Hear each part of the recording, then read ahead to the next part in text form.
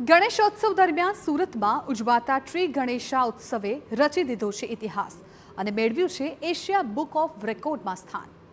સુરતમાં છેલ્લા 8 વર્ષથી ગણેશોત્સવ દરમિયાન ટ્રી ગણેશાની સ્થાપના થાય છે, જેની વિશેષતા એ છે કે પર્યાવરણને ધ્યાનમાં રાખીને જ અહીં ગણેશજીની સ્થાપના થાય છે। લોકોમાં જાગૃતિ આવે તે હેતુથી વર્ષ 2018થી પર્યાવરણ સંબંધિત વિવિધ થીમ પર અહીં ગણેશજીને બિરાજમાન કરાય છે। આ વખતે રિવાઇવલ ઓફ લોસ્ટ બાયોડાયવર્સિટીની થીમ પર ટ્રી ગણેશાને બિરાજમાન કરાયા છે। લુપ્ત થવાને આરે પહોંચેલા પશુ પક્ષી કે જીવજંતુ અંગે લોકોમાં જાગૃતિ લાવવાનો આ થીમનો હેતુ છે। ખાસ તો યુવા પેઢી જાગૃત બને તે માટે 8 વર્ષ પહેલા ગ્રીન મેન તરીકે ઓળખાતા વિરલ દેસાઈએ આ અભિયાન શરૂ કર્યું હતું। અગાઉ ઇકોસિસ્ટમ રિસ્ટોરેશન અર્બન ફોરેસ્ટ જેવી થીમ પર ગણેશની મૂર્તિ બનાવાઈ ચૂકી હતી। એશિયા બુક ઓફ રેકોર્ડ દ્વારા ટ્રી ગણેશાને વિશ્વની એકમાત્ર એવી ધાર્મિક સાંસ્કૃતિક ઇવેન્ટ તરીકે ઓળખવામાં આવી છે કે સંપૂર્ણપણે પર્યાવરણને જ કેન્દ્રમાં રાખી છે અને તે બદલ જ તેને એશિયા બુક ઓફ રેકોર્ડ્સમાં સ્થાન અપાયું છે। એશિયા બુક ઓફ રેકોર્ડ થયો છે અને ખાસ કરીને અમે 2018થી આવી રીતે સેલિબ્રેશન કરી રહ્યા છે।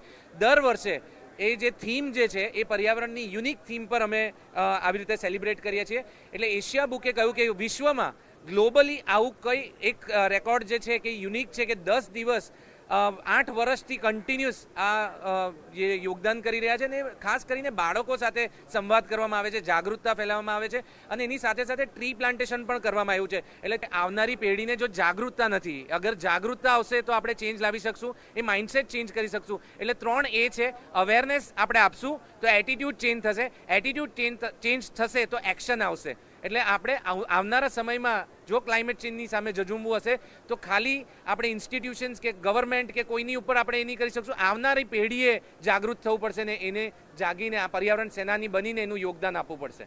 બસ આ જ મેસેજ સાથે મને એવું લાગે છે કે આ ગણપતિ અમે પહેલી વાર જોયા છે।